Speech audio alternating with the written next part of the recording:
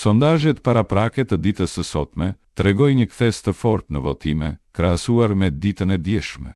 Nëse dje Erik ishte emri më i votuar për të lënë shtëpinë, sot situata ka ndryshuar ndjeshëm. Casey ka marrë kryesimin, duke u pozicionuar aktualisht si më i votuari për dalje me 44% të votave. Erik në vendin e dytë me 26% votave. Pas tyre nditet Tina me 18%, ndërsa Matteo mbetet aktualisht më pak i rrezikuar me 12%. Opinioni i publikut ka ndryshuar ndjeshëm brenda 24 orëve, duke e kthyer garën në një përballje të hapur deri në momentet e fundit.